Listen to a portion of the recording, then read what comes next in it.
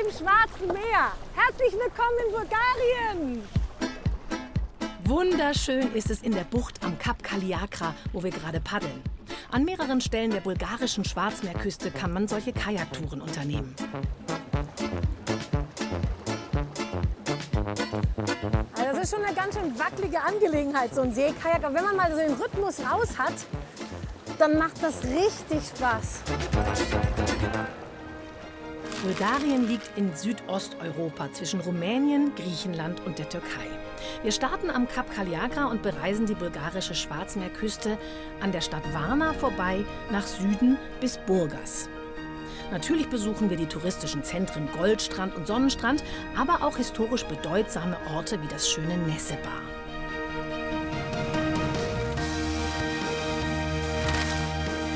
Kommen Sie mit an die bulgarische Schwarzmeerküste, wie man sie nicht aus den Reisekatalogen kennt. Wir besuchen geheimnisvolle Orte voller Geschichten aus vergangenen Zeiten. Wie geht bulgarische Folklore? Was isst man dort? Wie macht man einen erschwinglichen Strandurlaub und lernt trotzdem die Kultur des Landes kennen? Im heutigen EU-Land Bulgarien hatte über Jahrhunderte der europäische Adel seine Lieblingsplätze, an der Schnittstelle zwischen Ost und West. Machen Sie mit uns jetzt Urlaub am Schwarzen Meer in Bulgarien.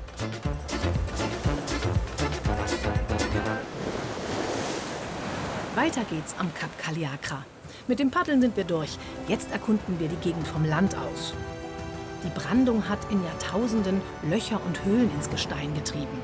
Und mit etwas Glück kann man hier Kormorane und Seelöwen sehen.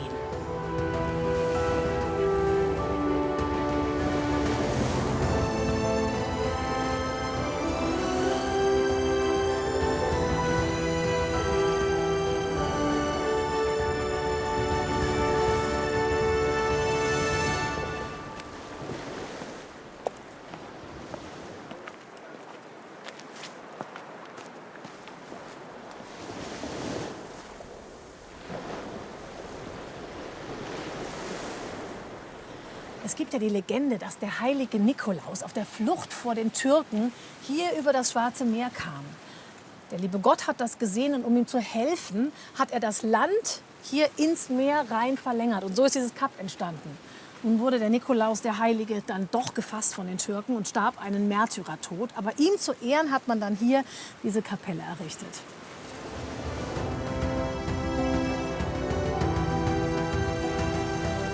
Die Türken, damals hießen sie Osmanen, beherrschten fast 5 Jahrhunderte das Gebiet des heutigen Bulgarien. Sie ordneten den 4 Himmelsrichtungen Farben zu. Dieses große Gewässer begrenzte das Osmanische Reich im Norden, der mit Schwarz betitelt war. So kam das Schwarze Meer zu seinem Namen.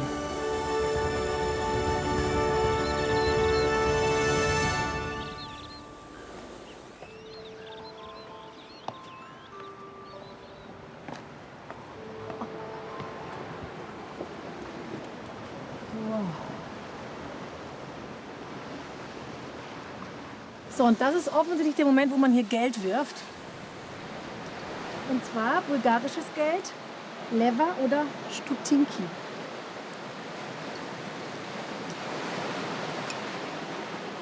Ganz weit runter, bringt wahrscheinlich ganz viel Glück.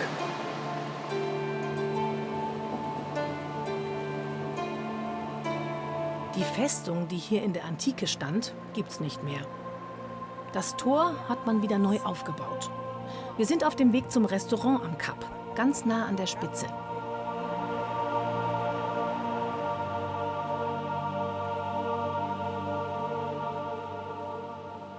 Du hast ja jetzt schon bestellt, ne? Genau, du hast... ich habe einen Schopfkasalat. Perfekt. Wie hieß es Danke nochmal? Blagodaria. Blagodaria. Danke. Ist das sowas wie Ayran? Das ist Ayran, genau. Das ist Joghurt mit Wasser und ein bisschen Salz. Kennt man aus der Türkei auch, Genau. ne? Ist das hier Gleiche. Ja, ich glaube, üblich? das haben wir wahrscheinlich von denen damals, als wir unterm türkischen Joch waren. Aha. Das soll Vom man nicht türkisch-osmanischen Joch wollten sich die Bulgaren immer wieder befreien. Doch das gelang erst Ende des 19. Jahrhunderts. Darauf trinken wir. Sehr erfrischend für den Sommer. Prost, ups. Sehr schön. Zum Ayran haben wir Schopska bestellt. Das ist ein bulgarischer Salat mit Tomaten, Gurke, Paprika und Käse. Er wird ohne Dressing serviert. Das mischt man sich dann selbst zusammen. Oh. Ui, das war Sehr gut. Frisch und köstlich. ja. Also frische Salate sind sowas Tolles, ne? Aber man kann ja nicht nur übers Essen reden. Über den tollen Ausblick hier kommen wir darauf, wie wohl das Schwarze Meer, dieses riesige, salzhaltige Binnenmeer, einst entstanden ist. Nach der letzten Eiszeit vor 7000 Jahren schmolzen die Gletscher. Gewaltige Wassermassen überfluteten den Bosporus und danach das Land rund um den tiefer gelegenen Süßwassersee, der das Schwarze Meer damals noch war. Dieses Ereignis könnte das Vorbild für die biblische Sintfluterzählung gewesen sein, meinen einige Wissenschaftler und suchten sogar nach Überresten der Arche Noah. Allerdings vergeblich.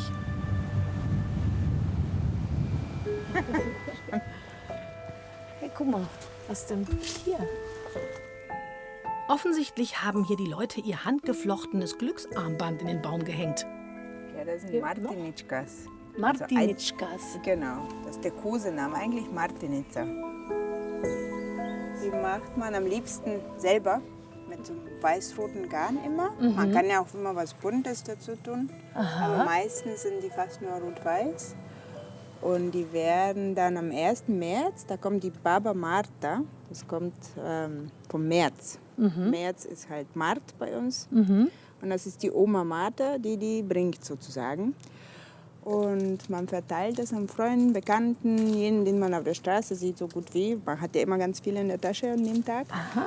Und dann wünscht man sich Glück und Gesundheit. Und dann... Macht man sich's an die Hand, so wie ich, so ein Genau, Bändchen. man macht das aber immer jemandem anderen an die Hand. Und dann wünscht man etwas. Dann Das gibt es ist ja immer weiter. Und man hat dann irgendwann so ganz viele, so bis hier fast 20 oder so, weil man ja immer wieder welche bekommt. Aber warum hängen die jetzt hier? Genau, man muss die dann abhängen, sobald man die ersten Zugvögel sieht, also Störche oder Schwalben. Aha. Und wenn die kommen, dann heißt es tatsächlich, der Frühling ist fast da. Und da muss man die an einem blühenden Baum hängen oder unterm Stein legen. Und wenn der Baum dann gute Früchte gibt, ist dann ja gut. Oder wenn unterm Stein viele Ameisen sind ein paar Wochen, dann hast du auch wieder Glück. Also so ist ungefähr die Sage.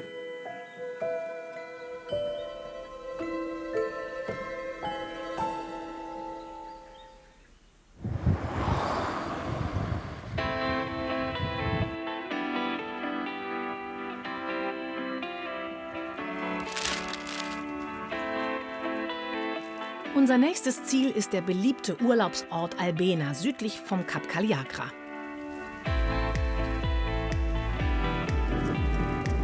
Zum Glück sind die Schilder meist auf Kyrillisch, aber auch in lateinischen Buchstaben, sodass man sich hier grob durchhangeln kann. Weil es ist ja schon so, Bulgarien, andere Währung, andere Schrift, andere Sprache. Es ist wirklich ein Land, ja, wo man sich erstmal ein bisschen orientieren muss.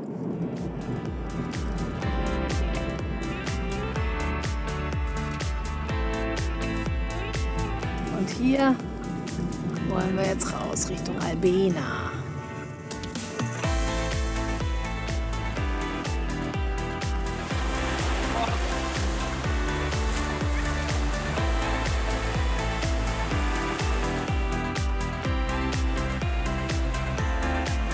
Vor allem für Gäste aus dem Westen wurden diese Anlagen gebaut, um Devisen in das damals sozialistische Bulgarien zu bringen. Doch bald schon wollte auch der ganze Ostblock an die warme, sonnige Schwarzmeerküste mit ihren mega feinen Sandstränden. Heute ist Albena ein vor allem bei Familien sehr beliebtes Reiseziel. Die Saison dauert bis Oktober. Im Winter ist hier niemand. Als wir hier im September ankamen, waren Strände noch gut besucht, die Hotels aber schon nicht mehr ausgebucht.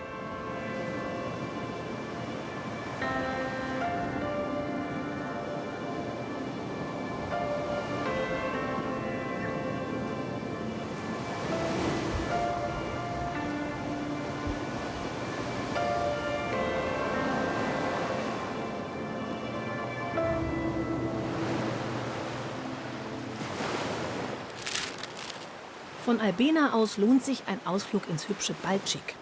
Dort hat sich einst eine Königin eine Sommerresidenz errichten lassen. Und nördlich davon, in Tuslata, gibt es einen bulgarischen Geheimtipp, bei dem es um Gesundheit und Schönheit geht.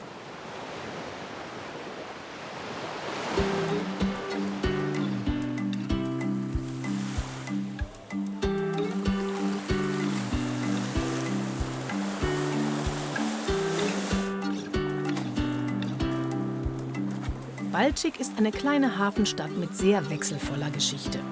Eigentlich könnten hier 60 Fischerboote liegen, doch der Fischbestand im Schwarzen Meer geht zurück und so wendet sich der Ort noch mehr dem Tourismus zu.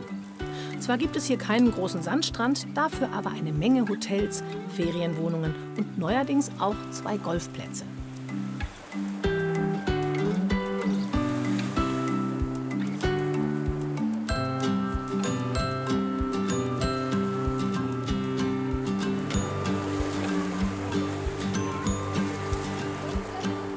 Balčik hat sich seinen eigenen Charakter als historische Stadt bewahrt. Immer wieder in seiner Geschichte wechselten die Besitzverhältnisse. Mal bulgarisch, mal osmanisch, dann wieder bulgarisch und von 1913 bis 1940 gehörte die Stadt mit all ihren Schönheiten zu Rumänien. Und in dieser Zeit verliebte sich die damalige rumänische Königin Maria in den Ort und baute hier für sich ein Schloss mit botanischem Garten. Meine Begleiterin Zveta kann viele Geschichten zu dieser besonderen Frau erzählen. Warum hier das Schloss einen türkischen Minarettturm hat, wer hier in diesem Schloss mit der ungewöhnlichen Architektur ein- und ausgegangen ist und auch Pikantes aus dem Privatleben der Königin. Und viele Quellen existierten hier auf das wie das schön ist. Und viel Wasser und Wasser.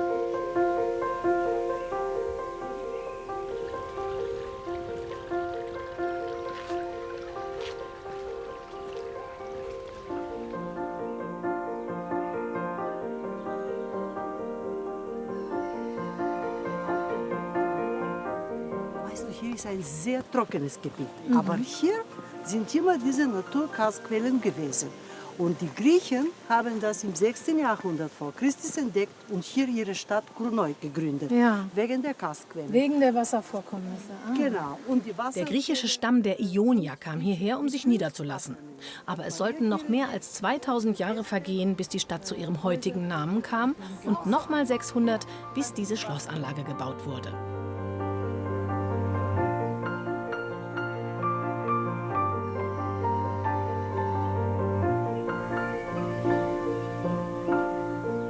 Das sind ja hier auch wieder tolle Früchte. Ja, Paradise. Und das ist der Thron von Maria. Sie hat das hier aus Florenz gebracht. Sie Darf hat man sich die da große- draufsetzen? Natürlich, alle setzen sich drauf und alle machen ein Foto auf diesem Thron. Maria hat viele Gegenstände aus vielen Ländern. Sie hat selber Münzen gesammelt, Amphoren von Marokko. Und dieser Blick aufs Meer, kann man sich so schön der- reinversetzen nur in der Adam sollen in wir diese hier Zeit, sehen. in die Maria hier saß und auf ihr Adam Schloss und Eva. geguckt hat. Auf das stille Nest. Das stille Nest oder wie Königin Maria sagte, My Quiet Nest Palace. Denn sie war eine Enkelin von Queen Victoria und hatte aus England eingeheiratet. Nicht aus freiem Willen. Aber wie damals in diesen Kreisen üblich, hatte diese überaus romantisch eingestellte Frau keine Wahl. Für ihren Mann Prinz Ferdinand von Rumänien empfand sie Abneigung und Ekel, erfüllte jedoch ihre ehelichen Pflichten und gebar ihm 6 Kinder. 1914 bestieg sie mit ihm den rumänischen Thron. Maria war eine schöne Frau und vielseitig interessiert. Sie liebte es, in Rollen zu schlüpfen, sich zu verkleiden und sich so fotografieren zu lassen. Dass sie sich über andere Kulturen und Religionen informierte, zeigt auch die Architektur des Schlosses. Es vereint Formen aus dem Balkan mit dem Orient. Daher auch das Minarett auf dem Hauptgebäude. In der Nähe befindet sich eine orthodoxe Kapelle. Dieser Blick, ist das toll. Aber jetzt das Schloss. Die erste Etage war für den König, für Ferdinand. Das Schlafzimmer für den König. Die zweite Etage, für sie dann. Und die zweite Etage war für Maria. Aber gehen wir rein. Die Möbel in Marias Etage sind nicht original die der Königin gehörten. Denn das Schloss wurde im Zweiten Weltkrieg wieder bulgarisch, das Inventar aber fortgeschafft.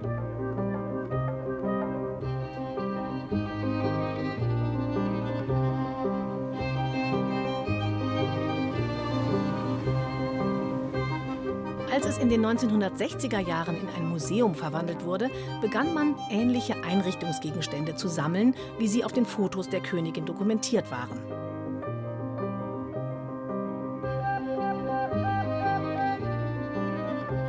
Königin Maria von Rumänien ist ihren eigenen Weg gegangen.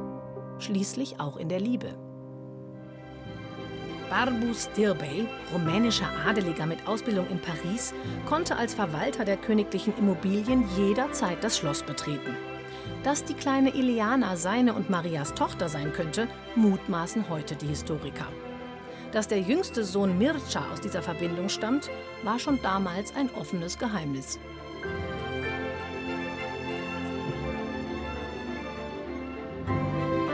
Als Maria starb, ließ sie ihr Herz in der kleinen Kapelle bei Balčík bestatten. Ihr Körper wurde neben ihrem Gatten begraben.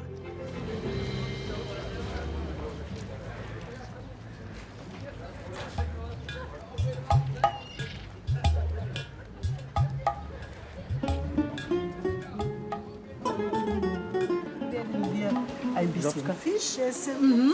Wow, das ging ja, hast du mal flott arrangiert. Super, danke. Und dann wird das alles typisch bulgarisch sein. Wir essen Schopska-Salat als Vorspeise. Kennen wir ja schon. Dazu nehmen wir einen Schnaps. Schnaps. Schnaps. Nicht Brot zum Salat? Auf keinen Fall Brot zum Salat. Okay, ich merke schon, da gibt es keinen Widerspruch. Okay, warte mal, wie heißt nochmal, ich weiß es, Blagodaria. Oh mein Gott, Na zdrave. du schaffst mich. Prost.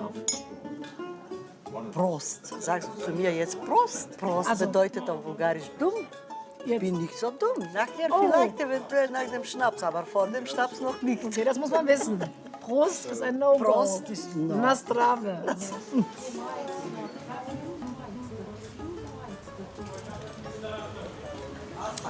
Sehr guter Schnaps. Das ist richtig, Richtig guter Schnaps. aber richtig heftig.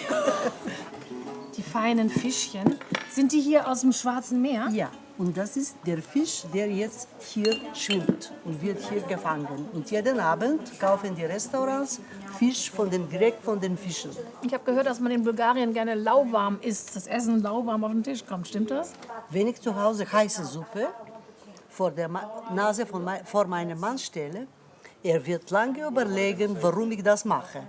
Hat er mich beleidigt, ist er fremd gegangen, weil das ist eine Strafe, weißt du, diese heiße Suppe. Wir essen nicht heiß, wir essen lauwarm. Auch den kleinen Kindern sagt man, warte, damit das Essen abkühlt. Und bei euch sagt man, esse schnell, bis es noch warm ist. Bevor es kalt wird. Ja, und bei uns umgekehrt. Ich mache den Test. Lauwarm. Ist klar. Das war's in Balčík. Wir machen uns jetzt mit Sveta einige Kilometer nördlich auf den Weg nach Tuslata.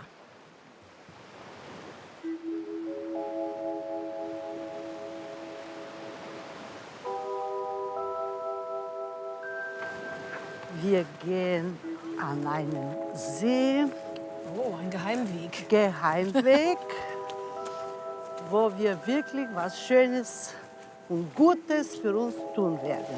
Okay, das klingt vielversprechend. Ja.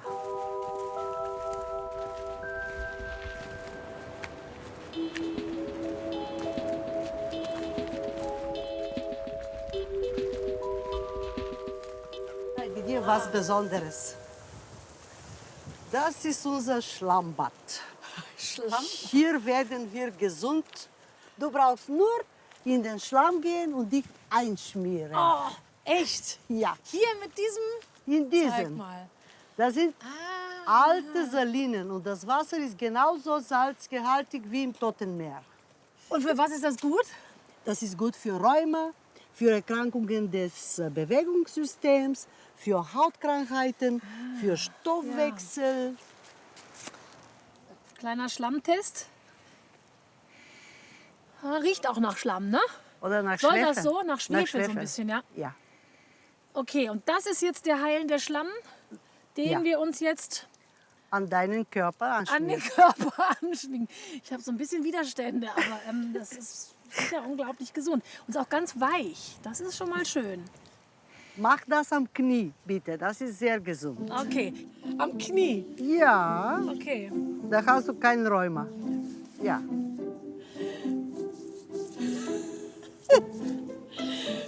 Es trocknet schon, es wird schon. Vielleicht immer trockener. fallen auch unsere Haare weg. Hör bloß auf. So, bitte, Madame. Ja, danke. Auf ans Meer. Ja, danke dir. Einwirken lassen. Einwirken lassen. Hilft für alles. Ja. Du, guck mal hier. Sieht das nicht schon, das sieht schon gut aus, oder? Ja.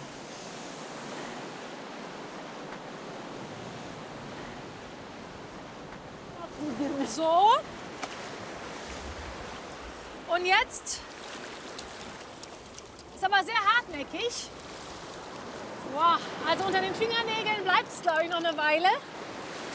Und hier ist wie so ein kleines Peeling. Man spürt diese Muschelstückchen. Es fühlt sich so ein bisschen besser durchblutet an. Es regt jetzt bestimmt den Stoffwechsel an im ganzen Körper. Glauben hilft. So, hier setzen wir uns dann noch mal. Komm. Schau mal da. Schöne. Sehr schön hier. Es ist wunderschön, so am Meer zu sitzen. Aber Zweta meint, wir sollten unbedingt mal ins Hinterland fahren. Wird gemacht. So, mal gucken, was im Radio kommt. Das ist ja immer ganz spannend.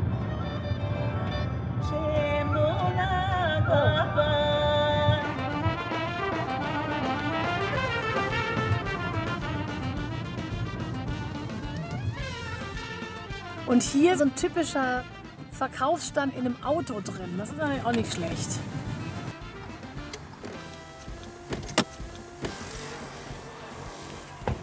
Probieren wir doch glatt mal. Ob da hier. Hello. This looks good. Yes. 50. Ah, eine. Aha. Da Bulgaria. Ja? Bulgaria. Ja. Also ich muss mit Händen und Füßen reden, ja, weil ich leider kein Bulgarisch kann. Aber irgendwie geht's doch. Man schreibt hier ein bisschen einfach mit der Hand was drauf. Gut? Die gelbe auch gut. Gut. 5 Kilo sind das. Wow. Okay. Mhm. Ja? Всичко, viel. Ja, viel. Ja, das ist sehr, sehr gut. Ja. Bladogaria, ja? Жива и здрава. Gut, super, super. Jetzt habe ich eine Melone für die nächsten Wochen. Blagodaria. Ciao.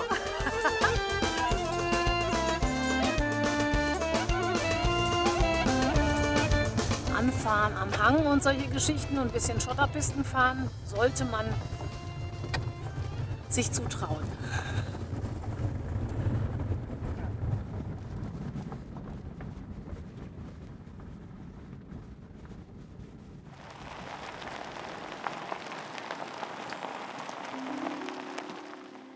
Hallo. I need a ticket. Brauche ich ein Ticket, um da hochzugehen? Ja. How much is it? Wie viel kostet das? 4 Lever. 4 Lever. 4 Lever. Das sind Informationen und eine Karte. Map. Ah, das sieht doch schon vielversprechend aus. Und der Osteingang hier, das soll der schönste sein. Geht's jetzt hoch?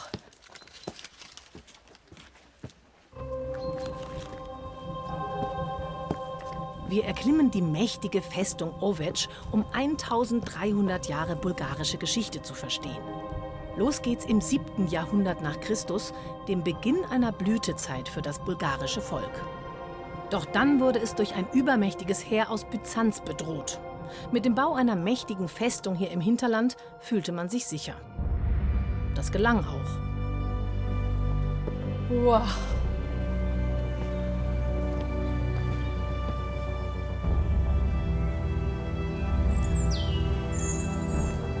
Hammer.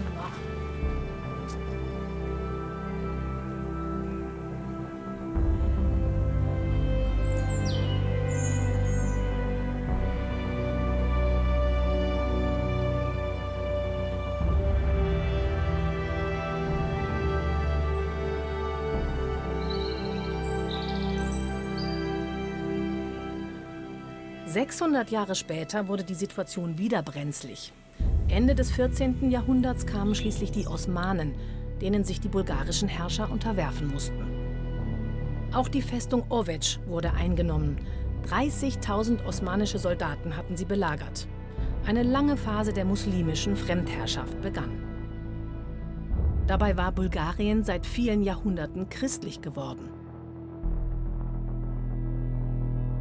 Mensch, jetzt sind wir hier auf dem Ausläufer des Balkangebirges. Das ist natürlich auch so richtig die Seele Bulgariens hier.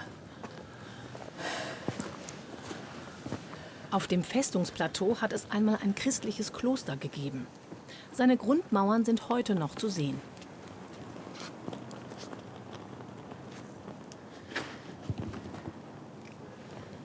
Kann man hier so noch mal den Grundriss nachvollziehen. Das muss eine Kirche gewesen sein. Hier wahrscheinlich der Altarraum nach Osten.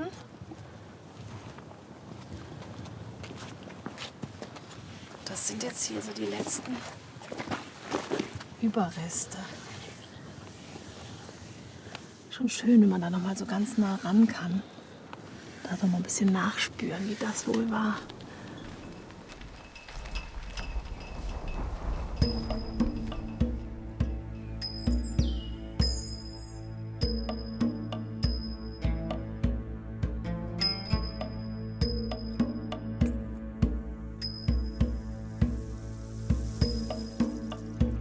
Erst im 19. Jahrhundert erkämpften sich die Bulgaren ihre Eigenständigkeit zurück. Bei der Vertreibung der Osmanen haben die Russen kräftig geholfen. 1879 gab sich das Land eine erste demokratische Verfassung.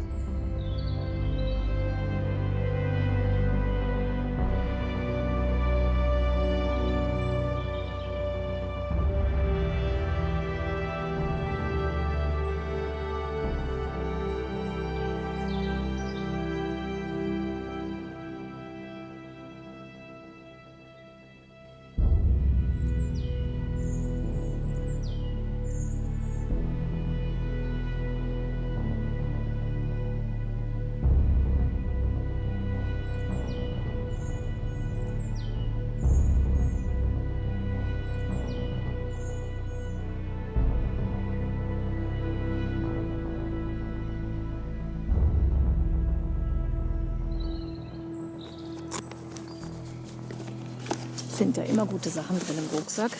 Diesmal was für mich. Echter bulgarischer Apfel. Die Stadt am Fuße der Festung heißt Provadia. Hier gab es schon vor 6000 Jahren eine stadtähnliche Siedlung. Unglaublich. Von Provadia fahren wir zurück an die Küste, an den legendären Goldstrand. Er ist an einigen Stellen 100 Meter breit und fast 4 Kilometer lang. Hier wird schon ganz schön lange Urlaub gemacht. Den Namen Goldstrand gibt es aber noch viel länger. Den hat nicht das Tourismusgewerbe erfunden. Das erste Hotel wurde 1956 eröffnet. Heute stehen hier allein an der Promenade hinter dem Strand 70 Hotels. Außer Restaurants, Bars, Diskotheken und Boutiquen gibt es hier keine Gebäude. Alle, die hier arbeiten, wohnen außerhalb.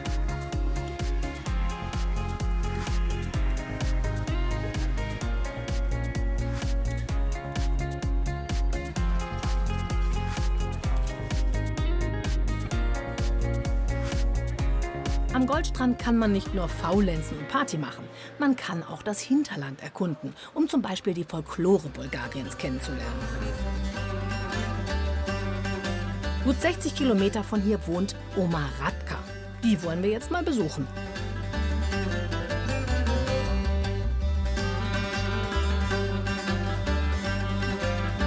Oma Radka kennt sich aus mit bulgarischen Trachten. Sie hat schon ganzen Busladungen von Touristen ihre Traditionen nahegebracht. Jedes Muster hat seine Bedeutung.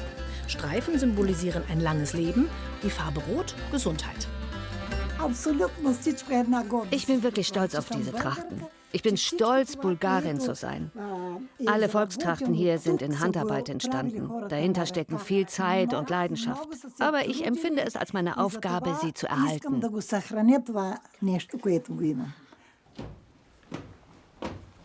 Überall im Haus hängen die handgewebten Stoffe. Fast alle davon hat sie selbst hergestellt. Die Arbeit am Webstuhl macht sie immer noch gern, auch mit ihren über 80 Jahren.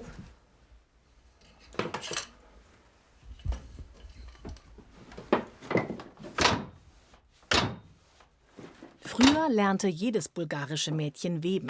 Und natürlich heiratete man auch in der Tracht. Alle diese Volkstrachten sind so 120, 130 Jahre alt. Auch diese hier. Das ist das Hochzeitskleid meiner Schwiegermutter.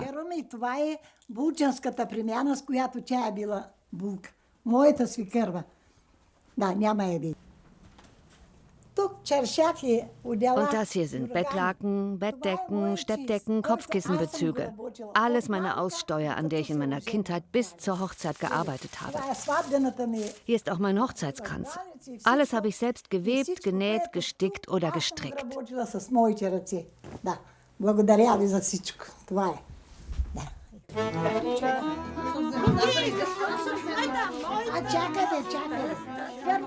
Oma Radkas Nachbarinnen kommen gern vorbei, wenn Besucher aus dem Ausland eintreffen.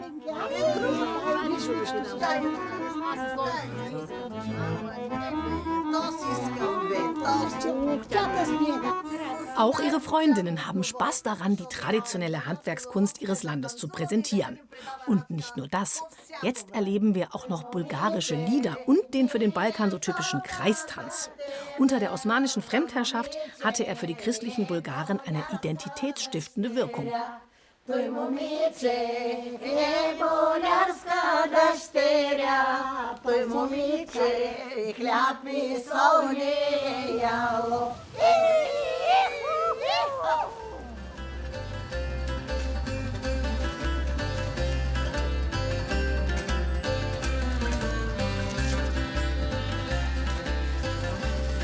Oma Radka ernährt sich, wie viele ihrer Landsleute auf dem Land, nahezu komplett aus dem eigenen Garten.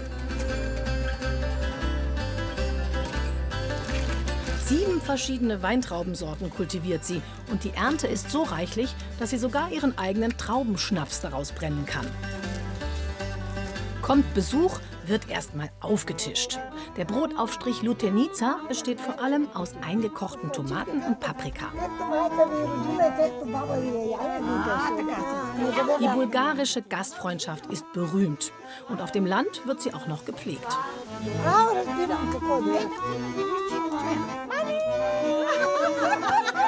Neben Obst und Lutenica gibt es Schafskäse und immer frisches Brot, zusammen mit ein paar orientalischen Gewürzen.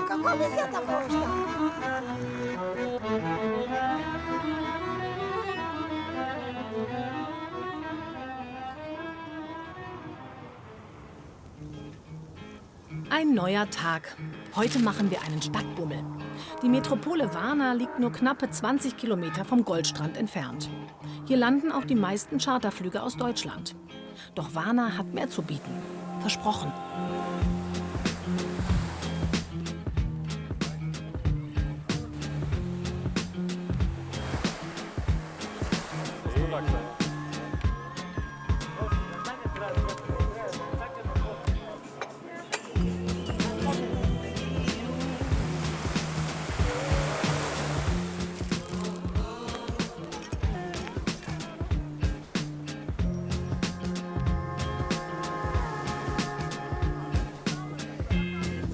Varna ist jung und modern und hat aber auch, wie kann es anders sein, eine lange, lange Geschichte.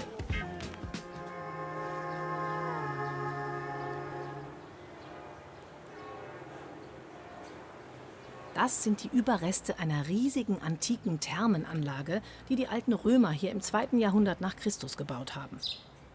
Das ehemals 18 Meter hohe Mineralbad enthielt mehrere Säle, die mit Marmor und Mosaik ausgestattet waren. Und noch etwas ganz Besonderes sollte man hier besichtigen. Es befindet sich im Archäologischen Museum der Stadt.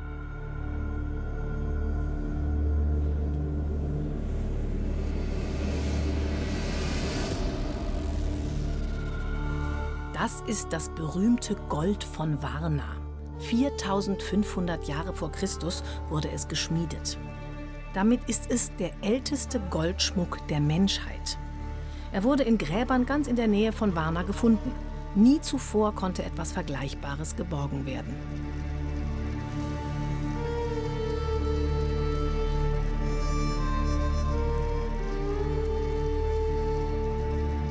Über 3000 Stücke aus reinem Gold. Hier muss es schon zu dieser frühen Zeit eine geheimnisvolle, hochentwickelte Gesellschaft gegeben haben. Viel mehr weiß man darüber nicht.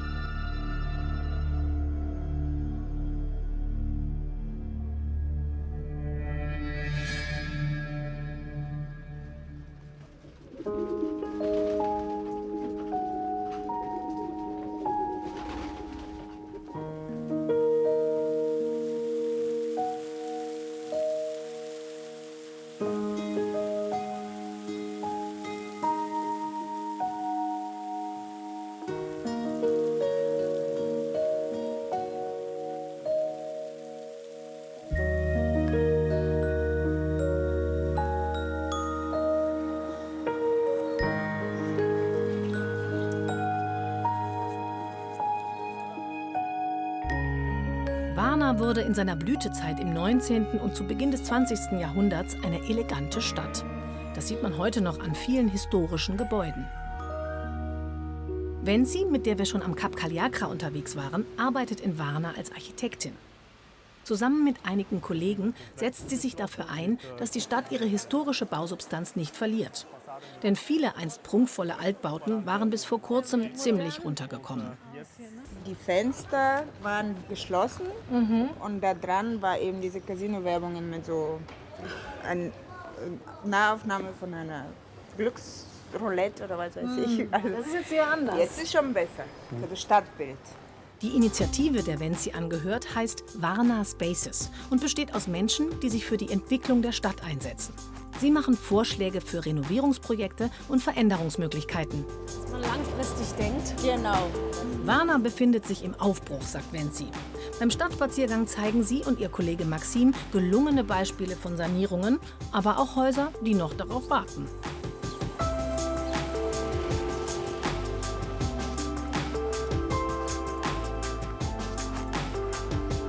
Ein schönes Stadtbild, sagen die beiden Architekten, ist die Grundlage für ein kulturell vielfältiges Leben.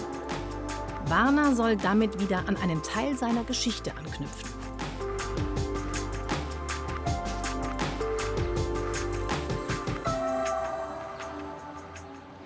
Das war eigentlich alles von dieser Straße nach Westen, war eigentlich das türkische Viertel. Da drüben ist dann noch das griechische Viertel. Wir haben auch ein armenisches und ein hebräisches Viertel. Und da genau an der Stelle ist der Ort, wo sich alle diese Viertel zusammengeschlossen haben. Und da war so ein Fischmarkt und war wirklich so eine sehr lebendige, lebhafte Stelle in der Stadt, wo sich jeder zusammengetroffen hat. Und wichtig ist, dass die Leute friedlich miteinander gelebt haben. Leider ist jetzt an diesem schönen Ort, wo früher das Zentrum der Stadt war, jetzt ein Parkplatz. Und da genau gegen sowas wollen wir ankämpfen. Man muss das erstmal begreifen, wie gut es wäre, wenn sich die Stadt ändert. Und wenn viele Leute das begreifen, dann wird es auf einmal etwas leichter. Ja, und ihr geht mit gutem Beispiel voran. Genau, ja, das wollen wir wir. versuchen mit dem Positiven Nichts vorzugehen. kritisieren, einfach nur sagen, wie es besser geht. Ja, das wir ist sagen. generell ein sehr guter Ansatz. Ja, schöne Fotos werden hier gemacht. Das ist eine sehr interessante Straßenzeile hier in Varna. Wenn man es irgendwo hinsetzt, das bin ich ja sehr gespannt. Ja, das ist dieses Das sieht sehr, Getreidegetränk. sehr speziell aus. Also für dich gibt es die Banica, das ist auch ein traditionelles bulgarisches Gericht. Banica. Bitte schön, alles in Plastik bei uns leider. Banica. So ähnlich wie Börek. Ja, Börek kenne ich. Genau. Türkisch auch. Hm? Blätterteig mit Milch und Joghurt noch gemischt und so Eier und Käse. Probieren wir jetzt mal. Ich glaube, meins ist das Beste. Ich glaub finde auch. das sehr köstlich. Das ist das Beste. Ja. Aber warte mal, wir haben doch jetzt hier dieses ja. sehr spezielle, guck mal, hier, Getränk. Was ist denn das jetzt? Und das heißt Boza. Das macht man aus Getreide und ganz viel Zucker. Sehr, sehr kalorienreich, glaube ich. Kalorienreich, okay. Es ist sehr wenig Alkohol drin. Also ist ein Tatsächlich? bisschen Es fermentiert, fermentiert. halt. Ja. Also gibt man nicht den Kindern. Doch. Doch. Jetzt. Es riecht schon mal so ein bisschen. Wie riecht es denn? Oh, ich Also im schlimmsten Fall gibt es noch Ayran, wenn das jetzt nicht so... Also ich mag ja viele Dinge. Ja. Es ist sehr süß. Es ist so ein bisschen wie... Es gibt so was, so Mandelmilchiges. Mandelmilch vielleicht, nur mit so ein bisschen anderem Unterton. Es ist speziell. Ja, auf jeden Fall. Aber typisch Aber bulgarisch. typisch bulgarisch. Dann Muss man probiert haben. man kann es trinken.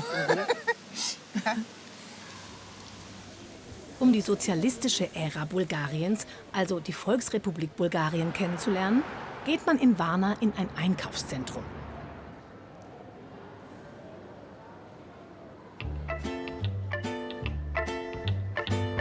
Im sogenannten Retro-Museum sind Erzeugnisse und Produkte des Ostblocks ausgestellt.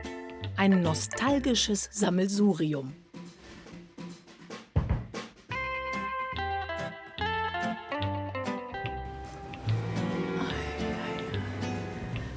Alles von früher. So fing alles an hier mit der Technik. Mein Gott. Und hier die alten Zeiten, wo man die Antenne noch hochhalten musste.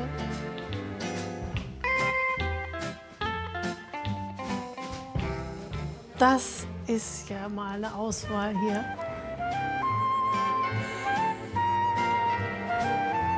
Hier kann man echt abtauchen in vergangene Zeiten. Hm?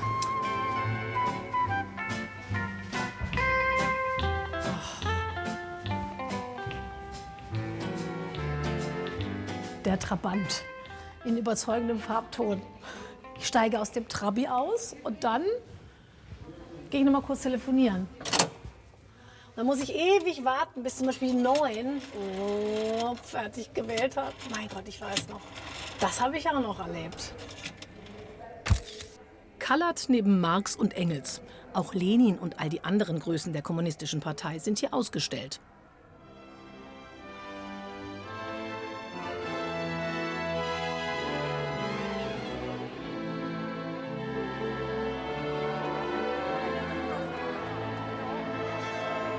Jahrzehntelang wurden diese Ikonen auch in Bulgarien gefeiert. Das Land hatte eine Planwirtschaft und einen quasi ewigen, nicht abwählbaren Staatslenker.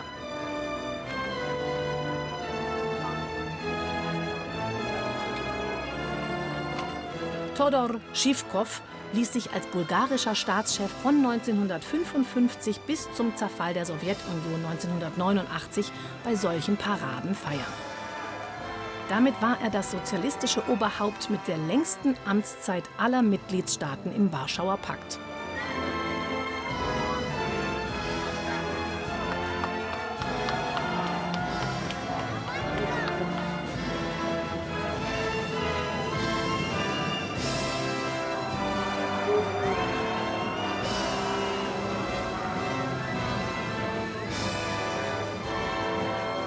Wer hätte damals gedacht, dass Bulgarien heute in der NATO ist und auch in der Europäischen Union?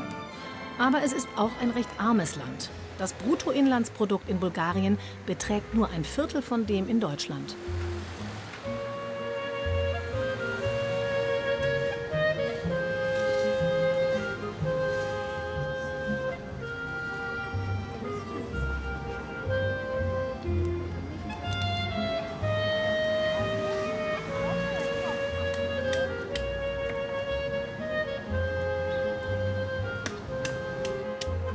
Die Walnüsse dieser alten Frau kommen aus ihrem eigenen Garten. Sie verkauft sie für 3 Lever den Becher, das sind ungefähr 1,50 €. Und sie preist ihren selbstgebrannten Schnaps an, den Rakia.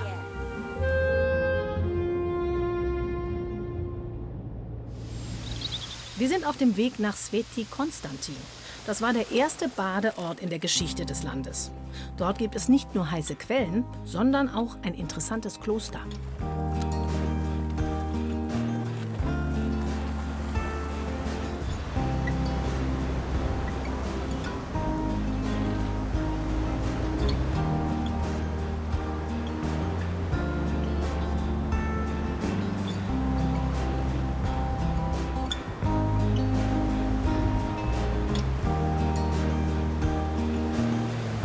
Von links führt ein Rohr mit Thermalwasser an dieser Hütte vorbei. Hier kann man sich umziehen.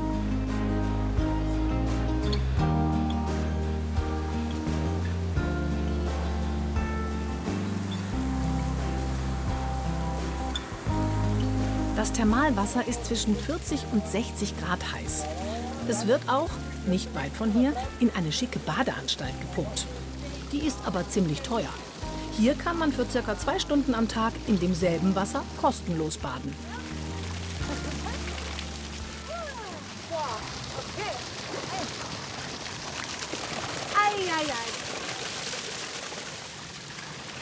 Also das ist wirklich herrlich. Hier tost das Schwarze Meer und hier kommen die heißen Quellen einfach so für jedermann. Das ist Kuchen auf Bulgarisch. Man kann hier so in verschiedenen Etappen baden, sagt sie. Hier kommt das ganz heiße Wasser, dann ist es hier noch heiß. Hier ist es nicht mehr ganz so heiß und da hinten mischt sich dann mit dem Meer und dann ist die große Abkühlung. Das ist nicht schön und alles umsonst.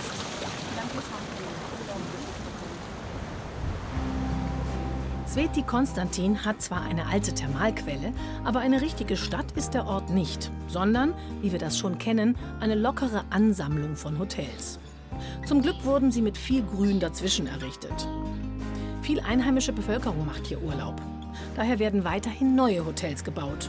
In zum Teil historisch anmutenden Baustilen, die sich unmittelbar gegenüber von Häusern aus sozialistischer Zeit befinden. In den 1930er Jahren wurde die Post an dieser Stelle errichtet. Da war der Ort groß in Mode, mit Bierhalle und Tanzlokal, wo zeitgemäßer Jazz gespielt wurde. Aber einen richtig alten Gebäudekomplex gibt es hier dann doch.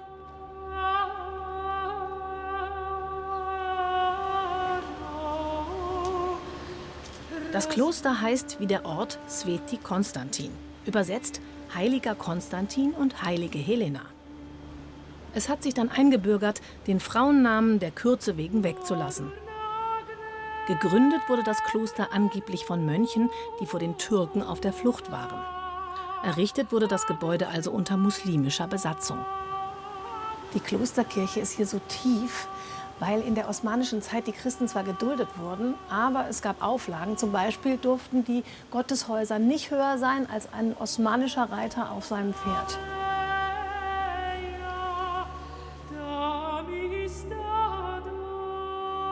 Die hohe Kuppel, in die wir hier schauen, wurde erst nach dem Ende der osmanischen Herrschaft gebaut.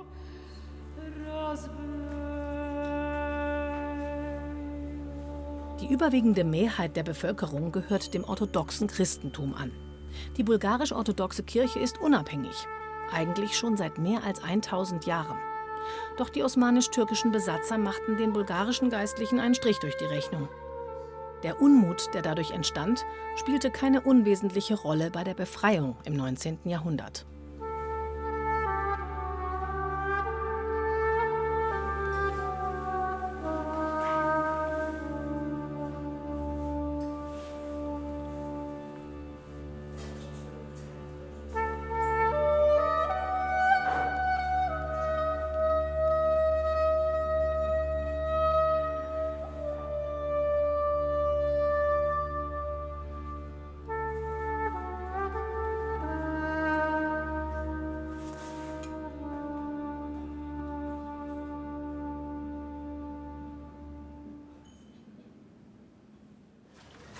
Konstantin und Helena zur Erinnerung und das heilende Wasser. Die Quelle entspringt ja im Altarraum, wo allerdings nur der Geistliche hin darf. Das Wasser darf man aber mitnehmen. Man darf es trinken. Schmeckt angenehm und gibt jetzt mindestens ein zweites Leben. Von Sveti Konstantin geht's jetzt ins Hinterland. Zu einem Naturschauspiel in Pobiti Kamani und danach in die Weingegend bei Blaskovo.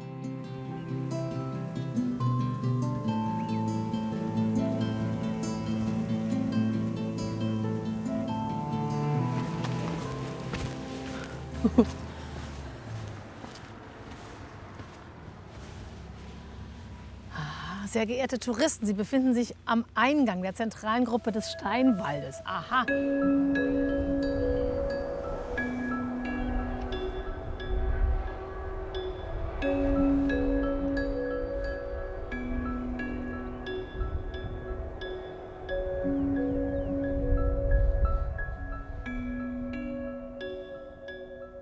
Der Stein der göttlichen Liebe.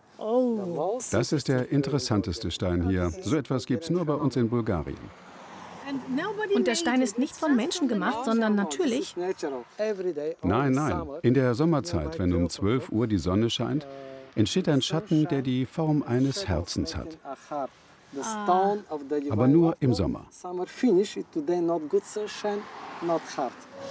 Kann ich das mitnehmen, wenn ich nach dem Herz suche? Ja, klar. Also dann machen wir uns jetzt auf die Suche nach diesem schönen Herz hier und anderen Dingen. Vielen Dank. So,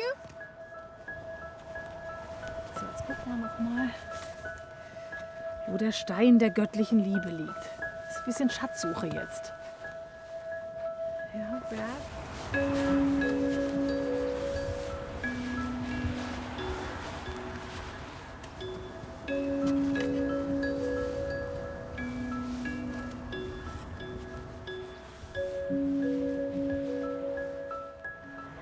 Manche von diesen Steinsäulen sind auch innen hohl.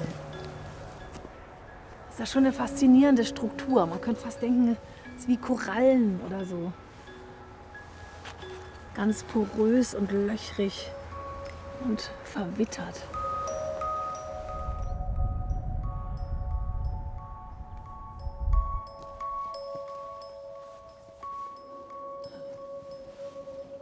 Ich habe eine Höhle entdeckt.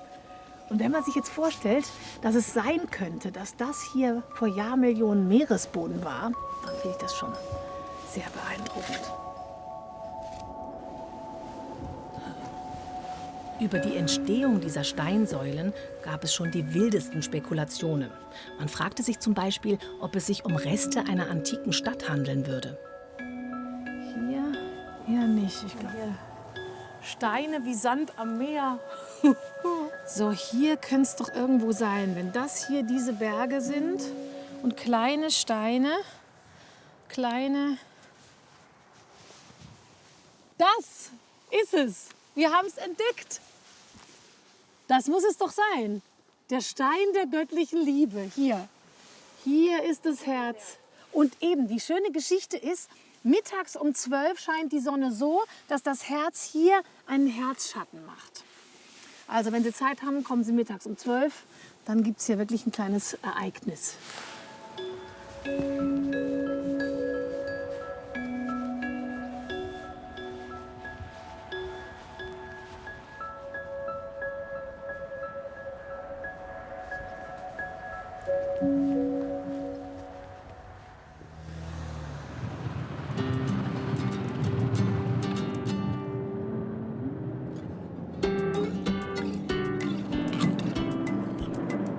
Toll, diese frischen Sachen hier. Obst und Gemüse. Super. Sehr sympathische Form auch.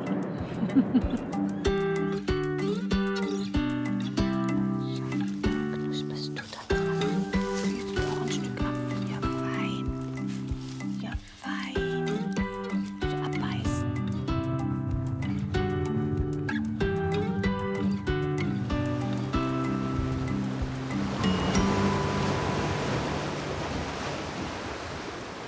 Also einen tolleren Ort kann ich mir nicht vorstellen, um hier unsere Melone anzuschneiden. Das ist ja was. Oh.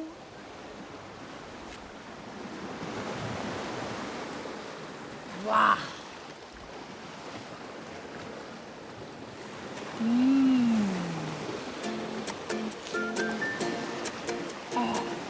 Das ist der Geschmack des Sommers. Obst und Gemüse wachsen aufgrund des Klimas im Balkanland aufs Beste. Und es lohnt sich, bei den Produzenten vorbeizuschauen.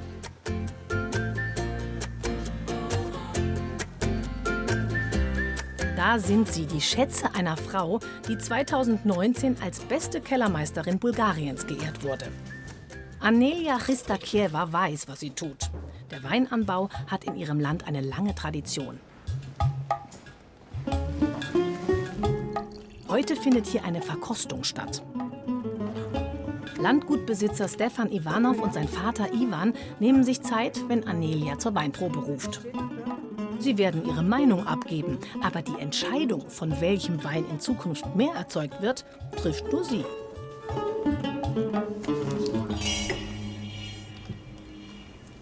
Das Landgut baut neben Wein auch Weizen und Gemüse an und seit kurzem auch Haselnüsse.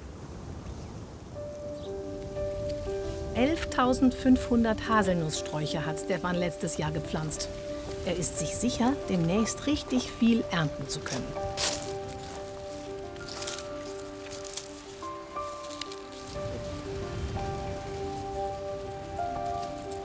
Sehr wichtig ist das Klima. Also wir sind nicht weit von dem Schwarzen Meer entfernt. Also die brauchen eine bestimmte Feuchtigkeit in der Luft.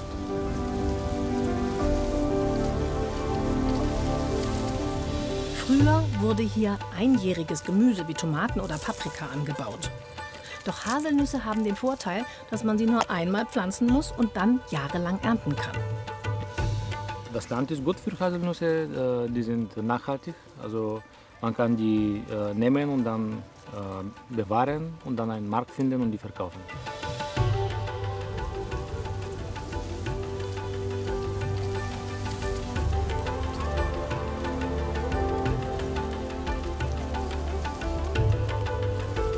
Doch zurück zum Wein. Auf 30 Hektar wird auf dem Landgut Salla Wein angebaut. Für bulgarische Verhältnisse ist das wenig. Hier ist man große Güter gewohnt. Denn in sozialistischen Zeiten hat der bulgarische Staat den Anbau organisiert. Er setzte aber mehr auf Masse als auf Klasse. Das ist auf dem Gut nun anders. Anelia will Spitzenweine erzeugen. Deshalb kommt sie auch selbst bei der Ernte vorbei und bestimmt den richtigen Zeitpunkt.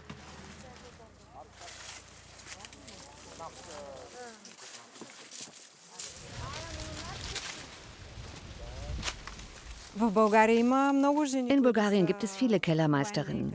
Unser Studium machen wir an der Universität für Lebensmitteltechnologie in Plovdiv. 50% der Kellermeister in Bulgarien sind Frauen und 50 Männer.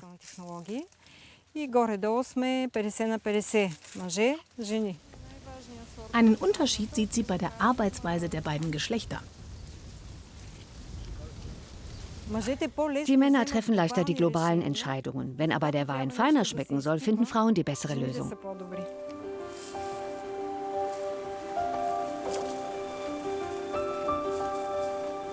Das Landgut Salla ist ein hochmodernes Weingut. Dank der Fördermittel der Europäischen Union konnte man in neue Maschinen investieren, die besonders schonend und effizient mit dem kostbaren Beerensaft umgehen.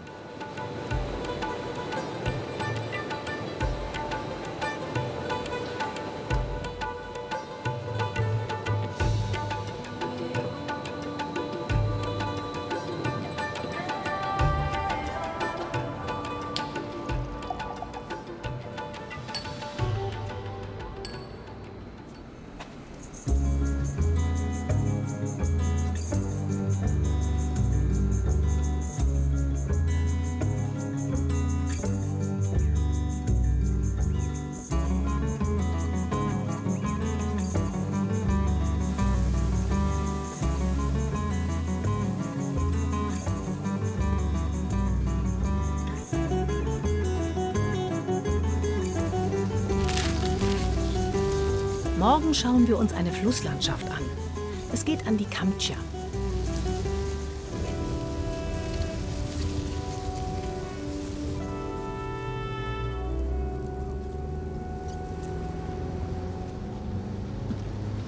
Hello. Road trip. This way? Thank you.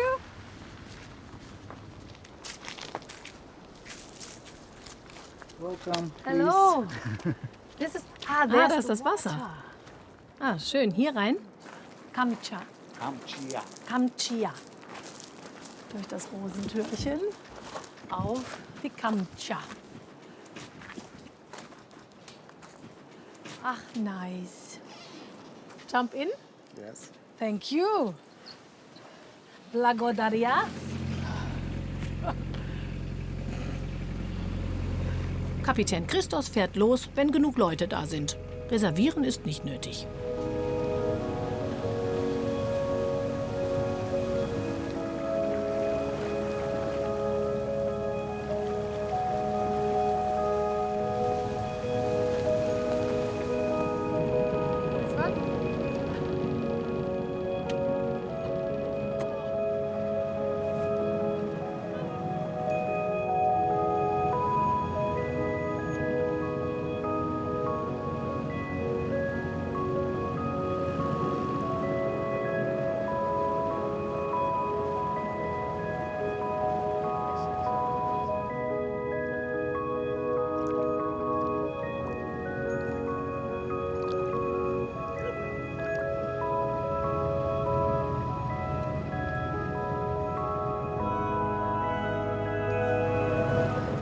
Bisschen wie im Dschungel hier.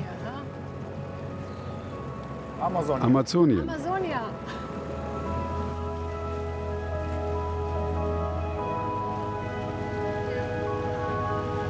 Nach 15 Minuten kommt die Mündung in Sicht. Oh, that's the Oh, sea. da ist das Meer. Black Sea. Das Schwarze Meer kommt in Sicht. Der Strand ist bis zu 450 Meter breit und hat bis zu 19 Meter hohe Sanddünen, die bewaldet oder grasbewachsen sind.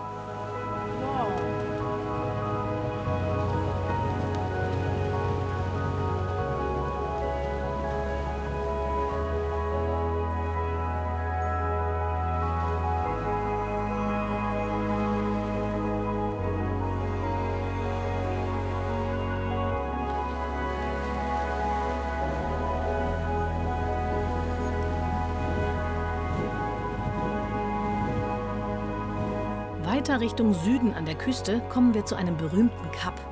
Es ist der Ausläufer des Balkangebirges, der direkt bis ans Meer reicht.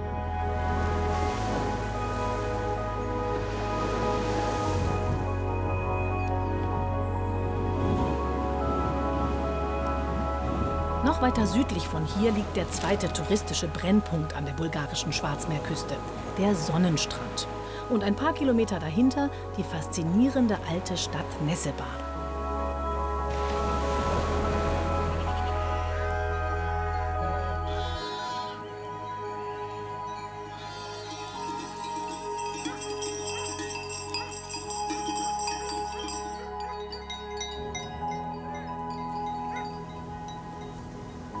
Genug Idylle.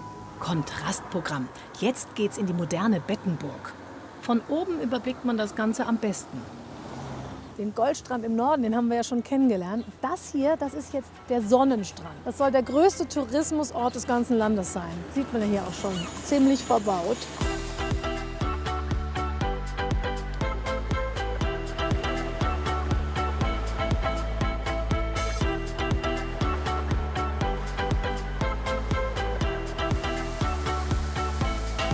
Hier steppt der Bär. Und diesmal ist der Name Sonnenstrand wirklich eine reine Erfindung der Tourismusstrategen. Aber auch hier werden, genauso wie am Goldstrand, im Winter die Bordsteine hochgeklappt. Die meisten Hotels sind übrigens in den vergangenen 20 Jahren entstanden.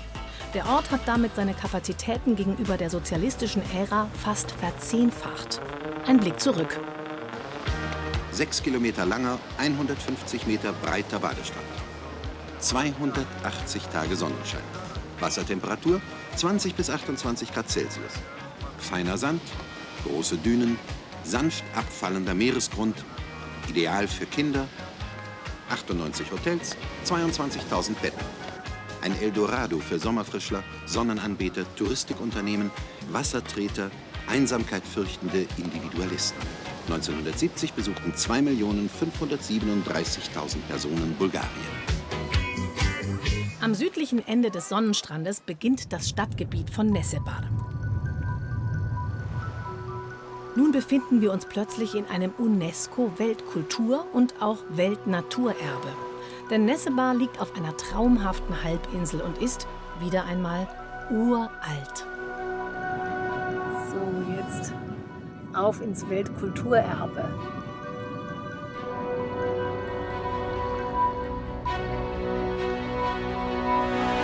Es ist recht beschaulich, als wir ankommen.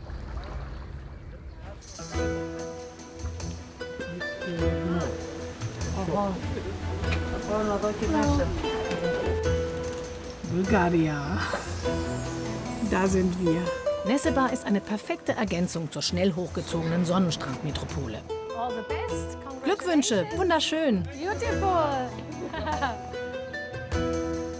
In den Gassen von Nessebar passiert man Gebäude aus unterschiedlichen Epochen. Die ältesten stammen aus dem 5. Jahrhundert.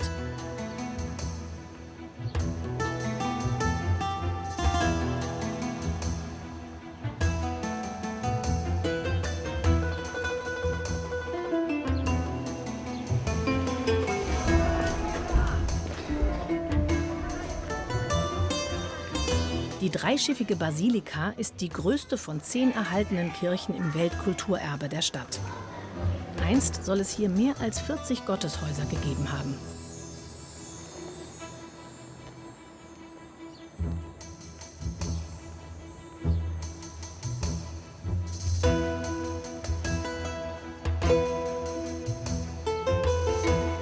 Die vielen bedeutenden Bauwerke in Nessebar zogen schon in den 1930er Jahren architekturinteressierte Besucher an.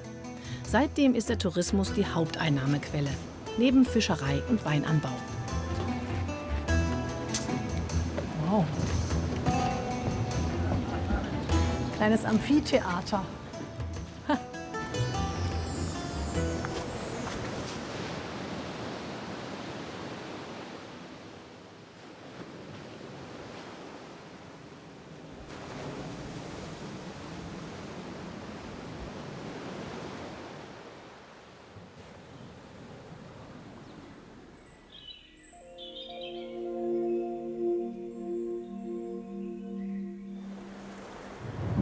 Heute fahren wir weiter südlich Richtung Burgas.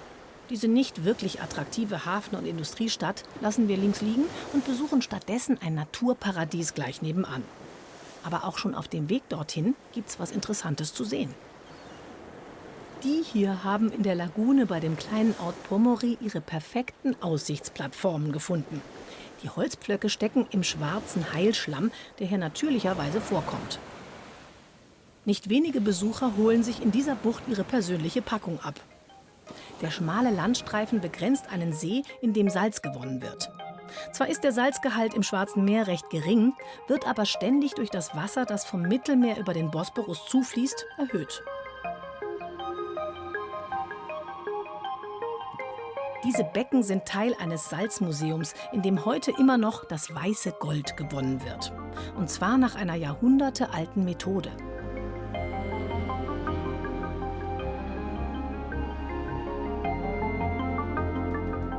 Wenn das Salz extrahiert wird, entsteht quasi als Abfallprodukt eine Lauge, die therapeutisch gegen Haut- und Knochenkrankheiten eingesetzt wird. In Bulgarien wird Meersalz nicht nur fürs Würzen von Speisen, sondern auch für viele Wellness-Therapien eingesetzt. Im Freilichtmuseum in Pomori wird das Salz zu Demonstrationszwecken hergestellt. In Burgas gibt es allerdings noch Salinen, wo es in großem Maßstab industriell gewonnen wird.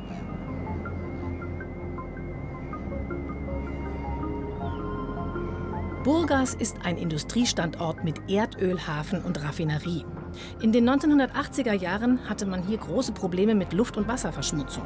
Denn Umweltschutz wurde in der sozialistischen Planwirtschaft nicht mit eingerechnet.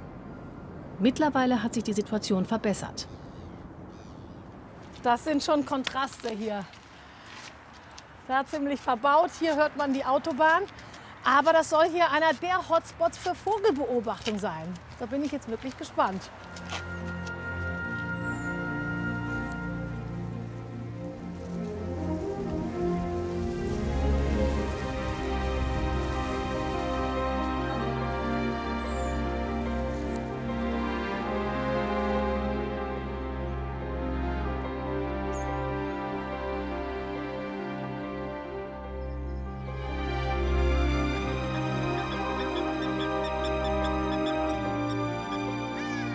Poda ist eins von insgesamt 3 Feuchtgebieten rund um Burgas. Hier ruhen sich die Vögel auf ihrer Nord-Süd-Wanderung aus. Bedrohte Arten nisten hier.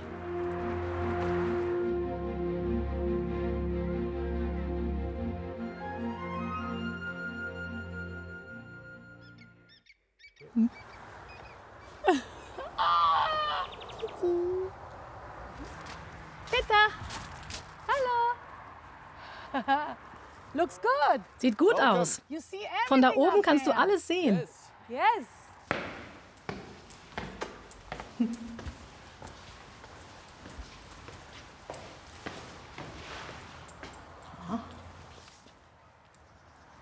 Oh, hello again. welcome. So this is really Das ist also ein Hotspot für Vogelbeobachtung. seeing birds. Indeed. It's just 1 square kilometer. In der Tat, es ist zwar nur 1 Quadratkilometer Fläche, aber auf dem kann man 315 Vogelarten beobachten. Das ist ein Viertel von allen, die man in Europa sehen kann. European bird species has been observed. Amazing. Unglaublich. Da ist eine große Straße, da die vielen Stromleitungen und die große Stadt da. Und trotzdem kommen all diese Vögel. Yes, this is not the best neighbors we want. Das ist vielleicht nicht die Nachbarschaft, die man sich wünscht. Eigentlich sind ja Feuchtgebiete immer die, die gleich am stärksten durch die Menschen zerstört werden. Hier bei Burgas sind sie aber sehr gut geschützt. Und die Vögel finden sie. Für sie sind sie Oasen, vor allem während des Vogelzugs. Find them as oases to stop, especially during migration. Aufgebaut hat diese Oase eine Gruppe von Wissenschaftlern, die sich 1988 als eine der ersten Umweltinitiativen gleich am Ende der sozialistischen Ära zusammengeschlossen hat. An diesem Ort sollen Vögel geschützt leben können und gleichzeitig den Menschen nahegebracht werden. Peter war von Anfang an dabei. Kann ich da mal schauen? Da ist ja schon einer.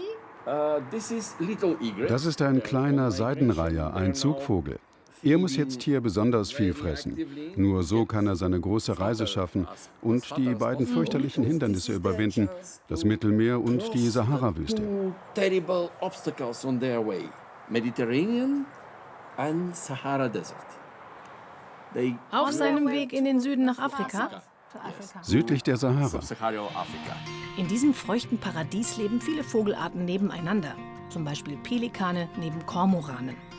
Aber auch Raubvögel wie Schreiadler gesellen sich dazu.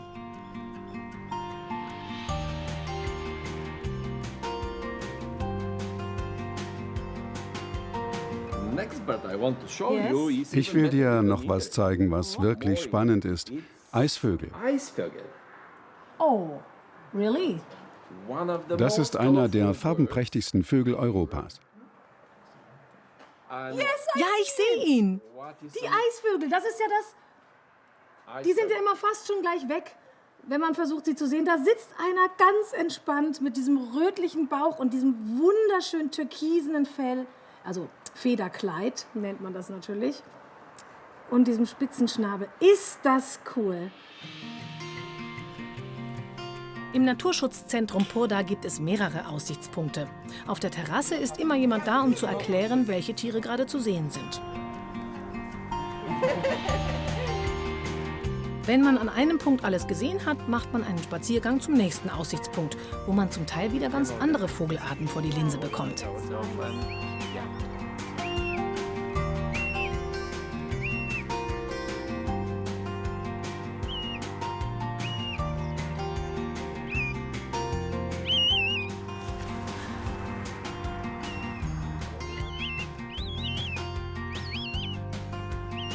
you can stay hidden. We can open the window. Wir öffnen das Fenster, dann können wir mit dem Fernglas besser sehen. With binoculars, you can sit and we can watch Da ist eine Zwergscharbe. Sie gehört zur Familie der the Kormorane. cormorant sitting Ja, die there. kleinen Kormorane, guck. Zwergschaben sind typisch südosteuropäische Vögel. Es gibt sie vor allem in Rumänien, Russland und der Türkei. Seit 1997 überwintern sie auch wieder bei Burgas. Pelikane gab es übrigens früher sogar an Rhein und Elbe. Um ihre Bestände hier in Purda zu sichern, baut man ihnen Nistplätze, auf denen sie vor Raubtieren geschützt brüten können. They were extinct for Sie waren hier in der Gegend verschwunden, 70 Jahre lang. Kein einziger Pelikan hat hier mehr gebrütet. Und seitdem wir hier diese speziellen Plattformen für sie gebaut haben, kommen sie wieder. Wir haben zurzeit sogar 3 Kolonien. Now we have 3.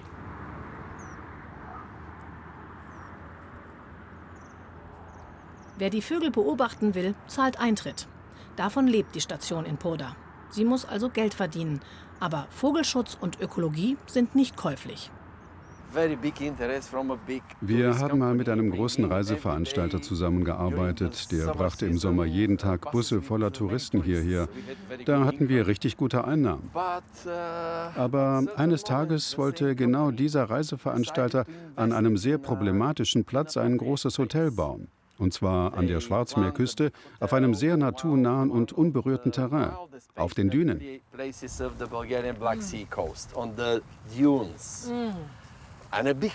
Ein solches Hotel an so einem Platz wäre ein schwerer Eingriff in die Natur dort gewesen. Daher haben wir als Naturschutzorganisation uns natürlich dagegen ausgesprochen. Und der Reiseveranstalter hat sofort keine Busfahrten mehr zu uns angeboten. Das ist nicht überraschend. Wirtschaftsleute haben rein wirtschaftliche Kriterien. Aber wir können bei unseren Prinzipien und Positionen keine Kompromisse eingehen. Wir arbeiten für die Natur und nur dafür. Oh,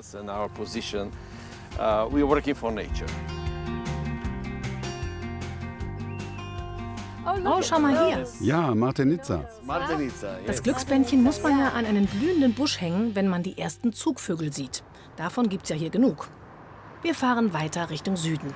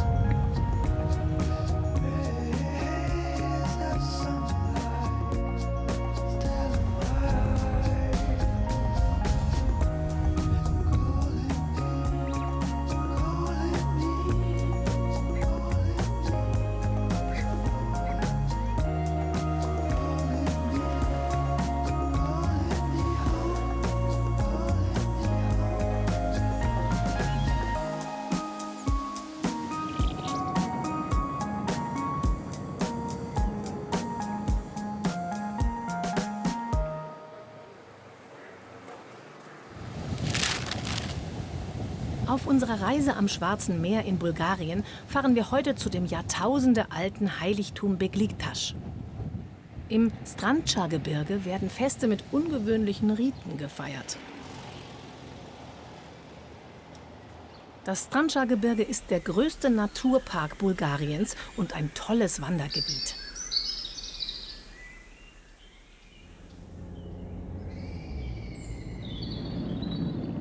Dieses Waldgebiet hier war wohl zu kommunistischen Zeiten Jagdgebiet des ehemaligen Staatsoberhauptes Schivkov. Sehr weitläufig. Hatten wir eigentlich schon über die alten Thraker gesprochen? Die lebten bereits 7000 Jahre vor Christus im heutigen Bulgarien. Und ihr Heiligtum Begliktaş ist heute eines der Wahrzeichen des Landes. Es ist eine Megalithanlage. Das heißt, die Menschen damals haben aus religiösen Gründen gewaltige Steine herangeschafft und aufgestellt. Da stehen sie heute noch.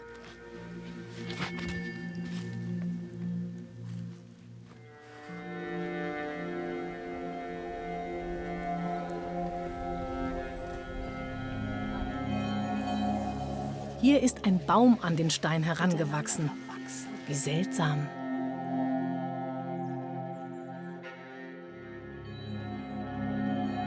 Wenn man durch diese Spalte geht, dann hat man ein langes und gesundes Leben, sagt der bulgarische Volksglaube.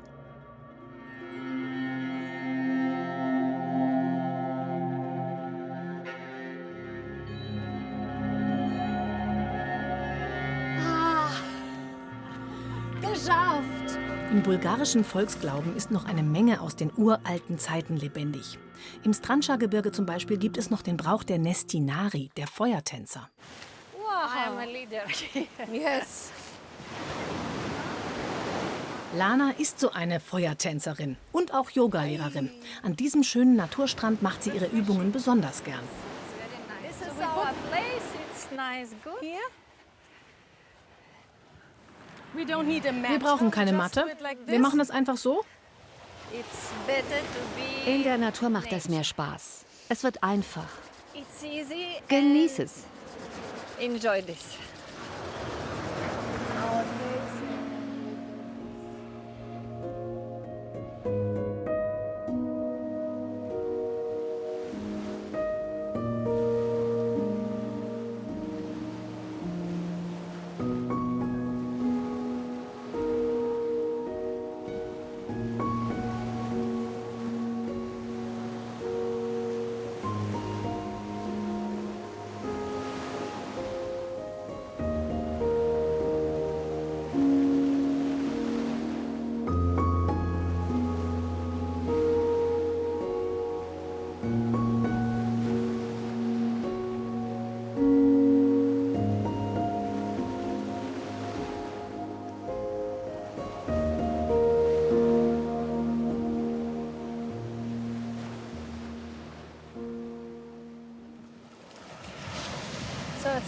Das ist wirklich ein schönes Erlebnis hier mit dir.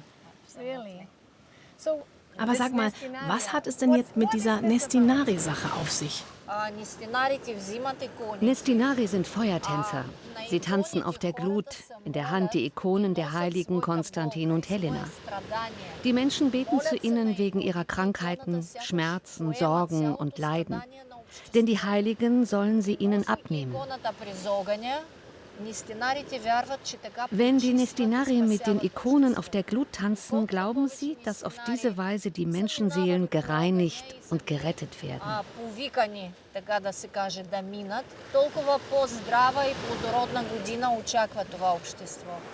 Das Ritual der Nestinari wird im Strandscha-Gebirge von Generation zu Generation weitergegeben.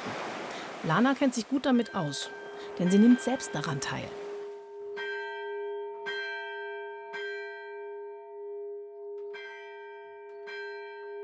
Bei dem Fest tragen die Einheimischen natürlich Trachten, auch Lana.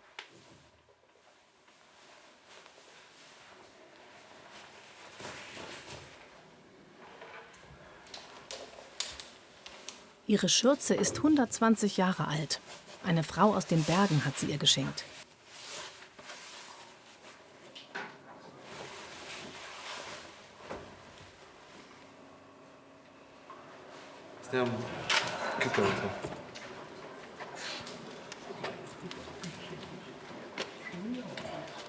Für das Fest werden nun die Ikonen der Heiligen Konstantin und Helena aus der Kirche getragen.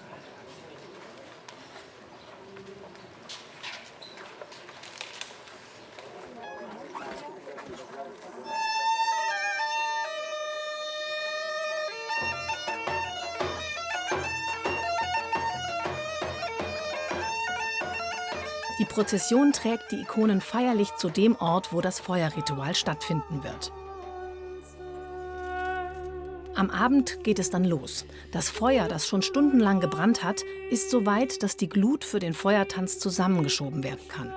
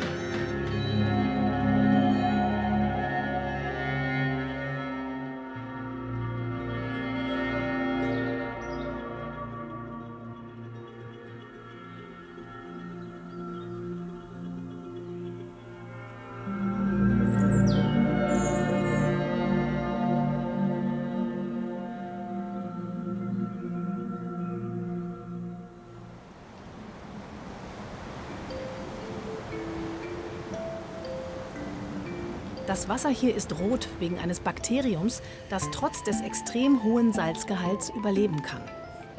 Lana und ich gehen jetzt im Salzwasser baden, denn die Saline ist auch eine Art Badeanstalt. Seit kurzem muss man hier einen kleinen Eintritt zahlen.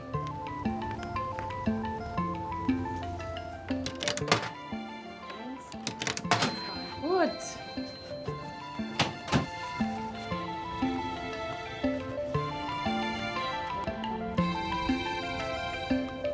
Auch hier wird wieder dieser besondere Heilschlamm angewendet.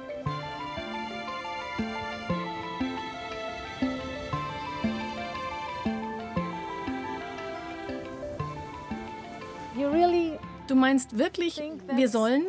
Ja, das ist sehr gesund. Ist das kalt? Ich weiß es nicht. Ist es kalt? Oh nein, really? Oh, eiskalt. Ach du liebe Güte, ich mag diesen Ort im Sommer. Oh. Also sie sagt, normalerweise ist es wärmer. Jetzt ist es echt kalt, aber es ist anscheinend mega gesund.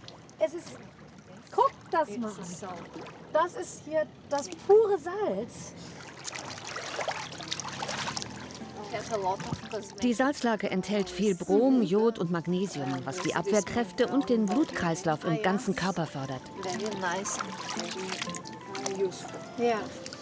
Oh, it's so soft. Es ist so weich. It's so soft. It's like with an oil. Es fühlt sich an, als hätte man sich mit einem Öl eingeschmiert. So weich ist es jetzt. Ja? Oh. Das ist extrem salzig. Oh, es ist fast scharfsalzig. One last time floating. Sollen wir auch mal floaten? Ein letztes Mal floaten. Man muss nichts machen und liegt einfach auf dem Wasser. Wie im Toten Meer. Sowas habe ich überhaupt noch gar nie erlebt. Das ist so unglaublich, dass das geht. Lana, das ist der Hit.